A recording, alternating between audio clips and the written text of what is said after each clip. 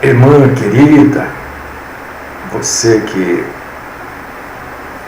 está nos acompanhando aí, você que a partir de agora, né, pode ver a programação através do Facebook, é ao vivo, estamos transmitindo ao vivo. Você que vai ver depois, né, está sendo gravado, nós vamos postar no nosso canal do Facebook. O canal lá é Mário Filho, PR. Eu vou dar continuidade, irmão, irmã, do assunto que nós estávamos tratando hoje de manhã, que são os ensinos antibíblicos, os ensinos enganosos, né? Eu vou terminar este assunto. E de manhã a gente falou que muita gente só acredita que a Bíblia é a palavra de Deus quando a Bíblia fala com a pessoa, né? Quando a Bíblia fala com a pessoa e a pessoa acha que, então é a palavra de Deus. Fale com você ou não, ela é Bíblia. Ô Sabininha, está aí, filha? Deus abençoe, querida. Sabrina, no sábado, a Sabrina fez uma coisa na minha cara que eu vou contar para vocês, né? A Sabrina e a Laura acabaram comigo, né? Pintaram minha cara toda. Se divertiram, riram demais. Que bom. A avó precisa servir para alguma coisa, né? E então a Bíblia, fale ou não com a gente, ela é a palavra de Deus, né? Você ouviu coisas que te agradaram ou não, é a palavra de Deus. Não é porque você não gostou que não é a palavra de Deus, ela é. A Bíblia é sempre a palavra de Deus, como está lá em 2 Timóteo, capítulo 3, versículo 16. Isso eu já falei de manhã, né? Falei também de manhã que muita gente acha, muita gente entende e alguns usam isso até como padrão nas suas igrejas, que Deus quer que a gente seja rico, feliz, né? Você nasceu para ser feliz. Isso aí você ouve toda hora. E eu mostrei na Bíblia que não é nada disso. Deus não quer que você seja infeliz. Deus quer que você seja salvo.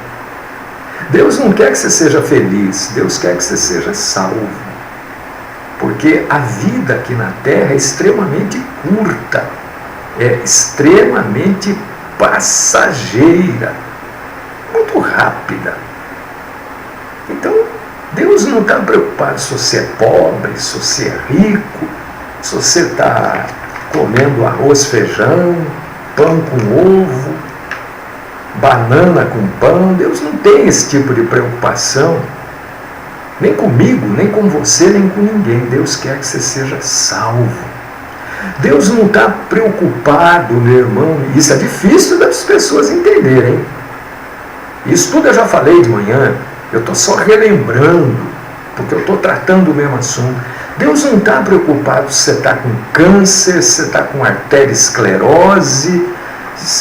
Deus não tem essa preocupação.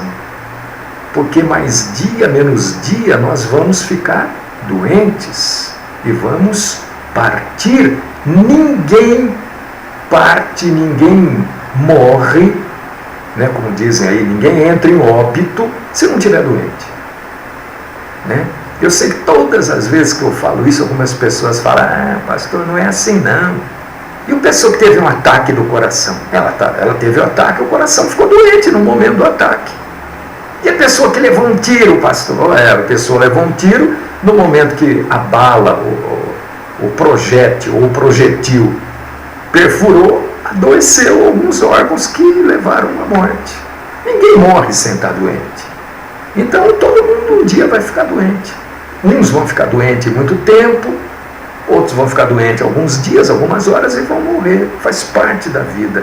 Então a preocupação de Deus não é essa. Deus quer que você, morrendo aqui, você vá para junto dele. Isso é difícil, né? Porque a gente vê os milagres de Jesus, né? E a gente acha que Jesus tem que fazer milagre todo dia na nossa vida. Porque a gente foi ensinado assim. Agora, eu pergunto para você, de todos os milagres que o nosso Deus e Senhor e Salvador Jesus Cristo fez, tem alguém que está vivo até hoje? Não.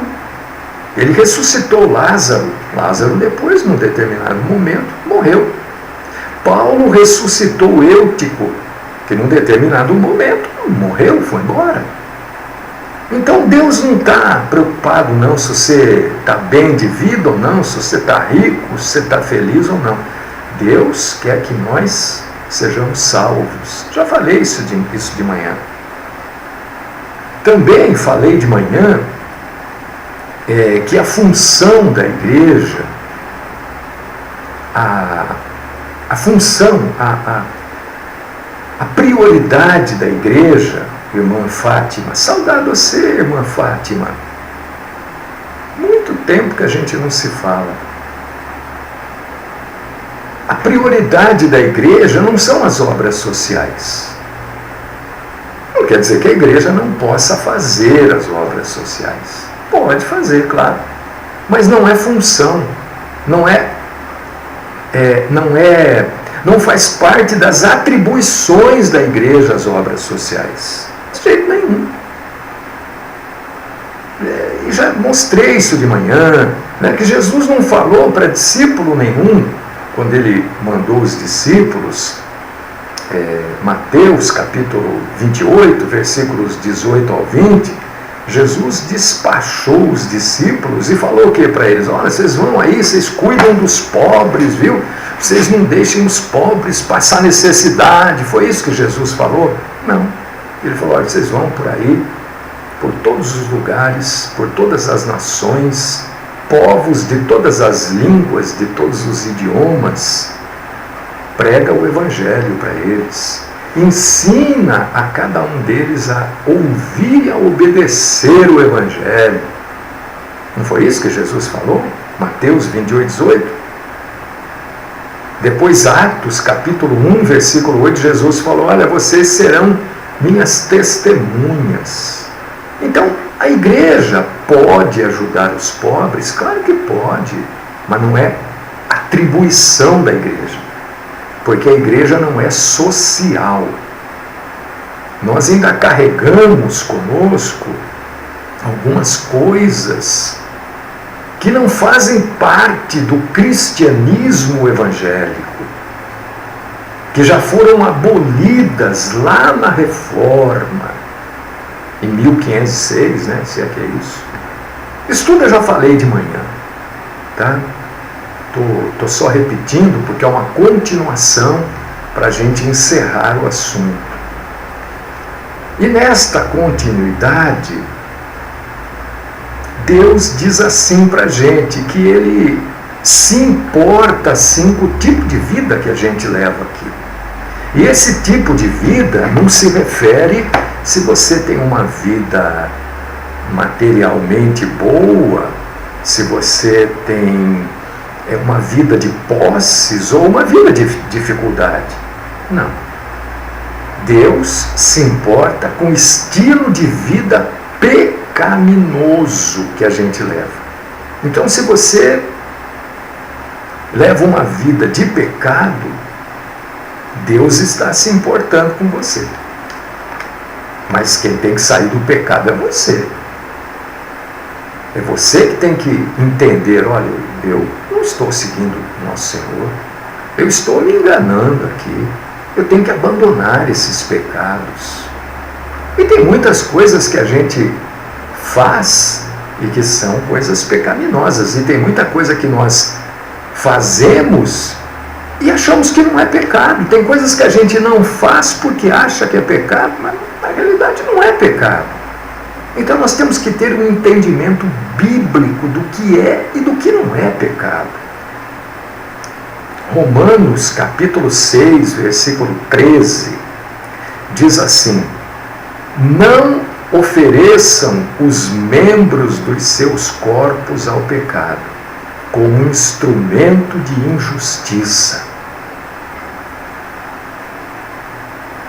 Quantas vezes nós usamos as partes do nosso corpo ao pecado? Os pés caminhando para as coisas pecaminosas, as partes íntimas do corpo. Mas o que fica mais a serviço do pecado, meu irmão, minha irmã, eu entendo que é a mente, a capacidade do homem, a capacidade que Deus deu ao homem para pensar. Como a mente do homem peca. Eu creio que a gente peca mais com a mente do que com a boca, do que com os olhos, do que com os ouvidos. Porque os olhos, às vezes a gente percebe uns olhares. A boca, às vezes, fala. Sempre fala. Os ouvidos, às vezes, buscam ouvir coisas não muito boas. Mas e a mente? Que a gente... Você não sabe o que eu estou pensando agora. Você sabe? Nem eu sei o que você está pensando. E como a gente peca em pensamento.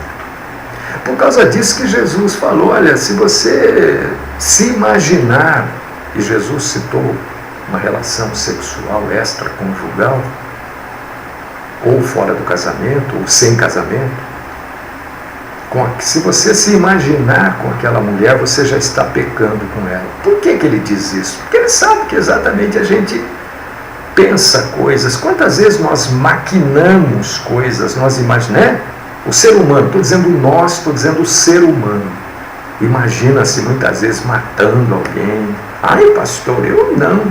Oh, que bom. Mas muita gente, na hora da raiva, se vê matando a pessoa. É um pecado, um pensamento. Quantas vezes o sujeito, ainda mais eu que fico com a minha bicicletinha motorizada aí para baixo para cima, né? O pessoal do carro não respeita. Quantas vezes só falta passar por cima da gente, né? Na hora da raiva a gente às vezes pensa coisas, fala coisas. Eu não sei vocês, né? Eu sou fraco, né? Hoje de manhã eu estava falando que tem coisas que me deixam irritadíssimo. E a irmã, não pode, pastor. Eu sei que não pode, ora. É claro que eu sei que não pode, mas eu sou carne e osso igual a todo mundo. Pensa que eu sou melhor do que você? Não, ele é pastor. Mas e daí, gente? O pastor é ser humano, como qualquer outra pessoa. A gente tem as fraquezas. Senão nós não estaríamos mais aqui, não. Já estaríamos lá ao lado de Jesus. Deus está trabalhando na minha vida, na sua e na vida de uma opção de gente. A vontade de Deus é que nós sejamos santificados, que nos abstenhamos da imoralidade sexual e que cada um saiba controlar o próprio corpo de maneira santa e honrosa, não com a paixão de desejo desenfreado, como os pagãos que desconhecem a Deus. Isso que eu acabei de falar, você lê lá em 1 aos Tessalonicenses, capítulo 4, versículos 3, 4 e 5. Você vê que Jesus sempre nos dá um alerta das coisas. Então, importa, não, você vem para Jesus do jeito que você está. A maioria das igrejas falam isso, né? Não, do jeito que você está, você vem para Jesus, como se as pessoas pudessem vir assim, à vontade. Não, pode vir, você está pecando, pode vir, não tem, você é beberrão, pode vir, não tem problema não. Claro que tem problema. Você tem que entender que para estar verdadeiramente na presença de Deus, nós temos não que ser santos todos. Santo não no sentido de sermos chamados para a santificação, mas santos no sentido de não termos pecado nenhum, né? Para estar na presença de Deus, nós temos que estar lutando, batalhando contra esses pecados que assolam as nossas vidas toda hora. Quantas vezes a gente vê qualquer coisa aí na televisão e a gente diz assim: tem que matar. É ou não é? A nossa justiça é essa. E a justiça de Deus? Santos nesse sentido, de já não querer fazer a sua justiça, mas a justiça de Deus. Então, não é vem do jeito que você está. É vem do jeito que você está e se prepara para mudar. Porque se você vier do jeito que você está e permanecer do jeito que você está, você nem veio. Você pode ir na igreja, ser amigo do pastor, dar o dízimo, né? Mas não adiantou nada. Então Deus se importa sim com o nosso estilo de vida pecaminoso. Se nós levamos uma vida pecaminosa e dizemos que estamos a serviço do Senhor, ou que estamos sendo regenerados e continuamos na vida pecaminosa, não lutamos contra as obras da carne, que vida é essa na presença de Deus que não luta contra a carne? Não foi isso que nós lemos aqui, 1 Tessalonicenses, capítulo 4, versículos do 3 ao 5? Então essa história de vem do jeito que você está, me parece, dentre outras coisas, encher a igreja. E não adianta a igreja ser cheia.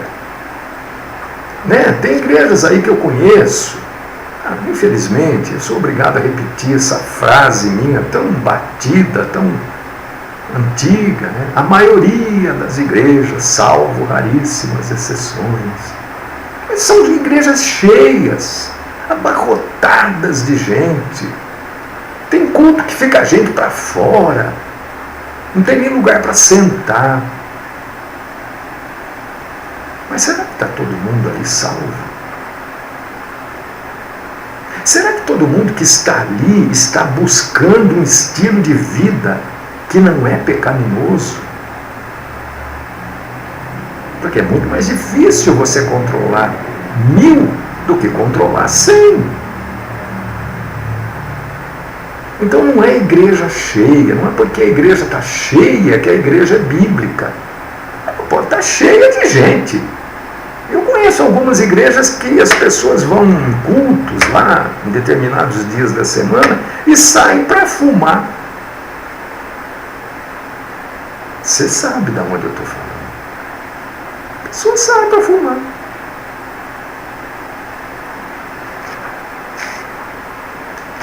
Tem coisas que são antibíblicas. Tem ensinos que são antibíblicos. Deus se incomoda, sim, com o tipo de vida que você leva. Não caia nesse engano. Não, deixa que Deus está trabalhando na vida daquela pessoa. Porque hoje é assim, né? Deixa que Deus está fazendo. Deus está fazendo se a pessoa quiser que Deus faça.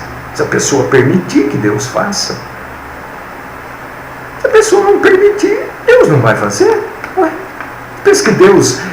essas histórias aí, meus irmãos e irmãs, de que, olha, eu fiz uma oração e a pessoa parou de fumar. Isso, meu irmão, isso não cai nessa. Será que você acredita nisso? Olha, fiz uma oração e a pessoa nunca mais bebeu. Ela pode não ter bebido, ter parado de fumar, mas não por causa da oração. Porque Deus não vai retirar de ninguém uma obra da carne. O próprio nome diz, obra da carne. Gálatas 5. Acho que do versículo 16 em diante, se não me falha a memória. Deus não vai lá. Deus não faz mágica. A obra da carne, Deus te ajuda, mas você tem que querer. Então esse negócio de oração para parar de fumar, isso tudo é conversa, irmão. Isso é brincar com as coisas santas. Aliás, está cheio de gente aí brincando com coisa santa. Está cheio, ó. Está sim. Tem gente que acredita até hoje que é salvo porque é bonzinho. Tem igreja que ensina isso. Ah, não, você tem que ter obra. Porque eles leem lá em Tiago, mas eu já cansei de falar isso, gente. Tem hora que eu digo, meu Deus do céu, né? Eles leem lá em Tiago, a fé sem obras é morta. Então, então tem que ter obra. Porque senão a minha fé é morta. Mas são as fés, a fé, são as obras no reino de Deus.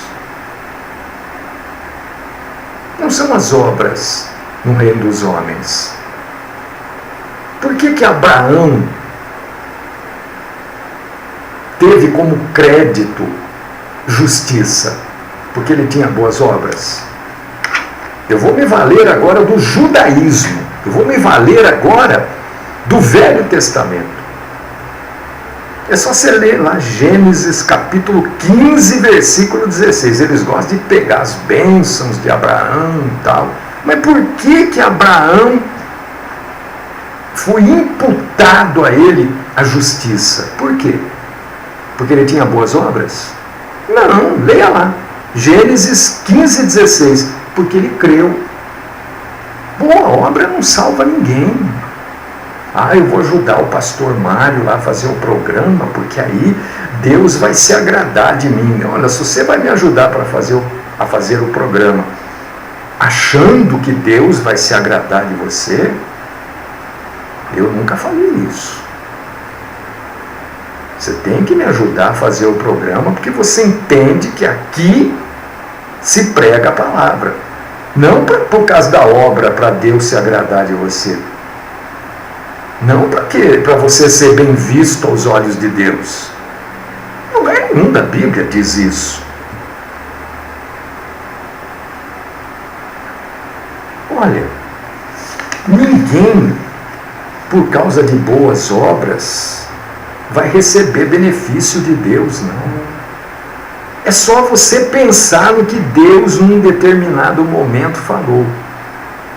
Pensa comigo, você já vai lembrar. Bom é só Deus. Não existe ninguém bom. Ninguém faz boas obras a não ser Deus. As nossas obras são sempre com segundas intenções. E Deus não aceita. Eu tenho recebido esses dias, e hoje eu recebi de novo, perguntas assim: a gente pode abençoar alguém? Não, quem abençoa é Deus. É Deus que abençoa. Ele é o dono da bênção, ele é a fonte da bênção. A gente pode ser um instrumento de Deus. Mas pode ser eu, pode ser você, pode ser qualquer pessoa. Mas quem abençoa é Deus. Deus não divide a glória dele. Mas não sei quem lá abençoou. É força de expressão. Quem abençoou foi Deus. É Deus que abençoa. E a bênção de Deus não tem que ser necessariamente material. Deus pode te abençoar com sabedoria, com capacidade. Deus pode te abençoar somente nas obras do reino dele. Então ninguém coloque a sua confiança nas obras. Eu sou bonzinho, eu vou lá na igreja todo domingo. Onde eu respeito meu pastor? Eu amo meu pastor. Tudo bem. Deve respeitá-lo mesmo. Deve amá-lo mesmo. Mas isso não te dá crédito aos olhos de Deus. Ninguém tem crédito aos olhos de Deus. Porque para ser salvo é pela fé. Pois vocês são salvos pela graça por meio da fé. Isto não vem de vocês. É dom de Deus, não por obras para que ninguém se glorie. Efésios capítulo 2, versículos 8 e 9. eu só estou repetindo o que está na Bíblia. Eu digo toda hora isso e faço questão de deixar isso bem gravado. Eu sou um papagaio da Bíblia, eu só repito o que está na Bíblia. Se você pratica obras altruístas, se você é uma pessoa que gosta de ajudar os outros, que maravilha! Não tem problema isso, é bom, faz bem para quem faz. A Bíblia mesmo diz, é preferível dar do que receber, não é? Mas não faça isso achando que você é bonzinho, que olha, quando eu precisar, porque eu ajudo, quando eu precisar, Deus vai me socorrer. Ah, Deus não vai. Eu não mereço passar necessidade. Eu gosto sempre, quando eu ouço essas frases, eu já de chofre, né? De bate-pronto eu já digo, não, você não merece passar necessidade, você merece, assim como eu, o fogo do inferno. Agora, pela graça, pela misericórdia de Deus, a gente não vai para o inferno. Aí a pessoa fica com raiva de mim, não gosta, não fala mais comigo, não se comunica mais. O que eu posso fazer? Tito, capítulo 3, versículo 5, se você soubesse como tem gente que nunca mais fala comigo, porque as pessoas não gostam de ouvir verdade, elas gostam de ouvir baboseira. Eu gosto de baboseira também, eu gosto de desenho animado, mas eu sei que aquilo é um desenho animado, aquilo relaxa a minha mente. Eu sei distinguir, tem gente que não, tem gente que acredita ainda na Cinderela, no príncipe que vai vir montado num cavalo branco. Tem gente, tem irmãos, irmãs em Cristo que acreditam nisso. Ah, estou pedindo um marido para Deus. Você não tem que pedir marido para Deus. Deus não vai te dar um marido. O marido quem tem que escolher é você. Ah, estou pedindo uma varoa para Deus. Ah, como eu ouço isso. Eu digo, irmão, então você vai ficar pedindo aí, viu? E ainda corre um risco enorme de ficar velho e casar com a primeira depois, e casar errado. Porque é a gente que tem que escolher. Somos nós que escolhemos o nosso casamento, os nossos amigos. Nós só não escolhemos os nossos irmãos. Nem no físico e nem no espiritual. Não tem como escolher. Mas o resto a gente escolhe. E a gente escolhe errado às vezes. Mesmo fundamental. Qual que é a base das nossas escolhas? É a Bíblia. É a Bíblia Sagrada. E às vezes a gente escolhe errado, porque às vezes a pessoa nos engana, mente, não é? Mas acontece, faz parte da vida. Mas não por causa de atos de justiça por nós praticados, mas devido à sua misericórdia Ele nos salvou. Então, não fique achando que este ensino errado da salvação por meio de obras, eu vou fazer as coisas para Deus me abençoar, porque eu tenho que ter crédito com isso. É conversa. Eu vou contar uma coisa para vocês. Eu tenho tanto bico doce por aí que não é fácil, hein? E para a gente encerrar esse assunto, Jesus é Deus. Você sabe, se quem você segue, a sua denominação, o pastor, você sabe, se ele prega que Jesus é Deus. Porque a Bíblia diz, Jesus é Deus. Jesus se autodenominou Deus. Isaías 44:6.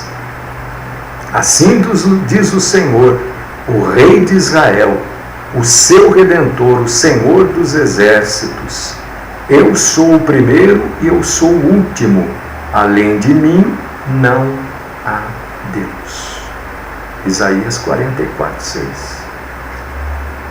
Mas não fica só no Velho Testamento, vem para o Novo também. Eu sou o primeiro e o último, sou aquele que vive. Estive morto, mas agora estou vivo para todo sempre, e tenho as chaves da morte e do Hades. Apocalipse 1, 17 e 18. Eu não sei. Eu creio que você deveria verificar se lá na sua denominação eles acreditam que Jesus é Deus, porque Jesus é Deus. Tem um monte de denominação aí que está ensinando que Jesus não é Deus. Jesus é o Filho de Deus. Sim. Enquanto homem, enquanto aqui na terra ele era o Filho de Deus, o próprio Deus que se fez Filho. Porque assim como o Espírito Santo é o próprio Deus, é o próprio Espírito Santo de Deus. Mas é Deus. Não é uma outra pessoa. Jesus é Deus. Mas então por que eu tenho que orar a Deus em nome do Filho, em nome de Jesus? Ora, porque quem veio aqui na terra para nos salvar foi o Jesus, Filho de Deus. É só aquele que crê no sacrifício do Cordeiro Santo de Deus é que recebe o dom da salvação. Porque não existe outro nome debaixo do sol pelo qual importa que sejamos salvos, que não seja o nome do nosso Senhor Jesus Cristo. Mas Ele é o Deus. Ele é o Espírito Santo. E Ele é Jesus. Por causa disso, que algumas pessoas não conseguem entender isso, que dizem que Maria é a mãe de Deus. Isso é um absurdo total. Se Maria é a mãe de Deus, quem é o pai de Deus? Deus é o pai. Não, Maria é a mãe do nosso Senhor Jesus Cristo, homem. Maria era virgem quando deu à luz a Jesus. Mas ela não permaneceu virgem. Porque ela deu à luz a virgindade, deixou de existir. Depois ela teve outros filhos com José, porque Jesus não era filho de José. Jesus veio através da obra do Espírito Santo de Deus. Né? Então estou te dizendo isso para você entender. Maria, a eterna virgem. Não, a Virgem Maria. Não, Maria não. Ela foi virgem até o momento do nascimento. Depois, não, deixou de ser virgem. Quando Jesus nasceu, a virgindade deixou de existir. E ela teve outros filhos que eram irmãos de Jesus por parte dela. Mas aí ela teve filhos com José. Então Jesus é Deus. O mesmo Deus que está lá no céu, sim. Só existe um. Não existem dois, nem três.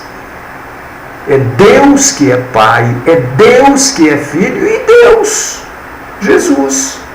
Mas é um Deus só. Um Deus só, é um só. Eu não tenho braço, não tenho pé, não tenho nariz, não tenho boca, olhos, mas eu não sou o Mário. Eu não sou meu olho. Eu não sou minha mão, não sou meu pé, não sou minha orelha de pastel. Não, eu sou o Mário. Tudo isso forma o Mário. Mas o Mário que você vê. Agora, o Mário espiritual ainda é composto de alma e espírito, que são as partes que você não vê. Jesus é Deus. E lá onde você congrega, esta deve ser uma verdade absoluta.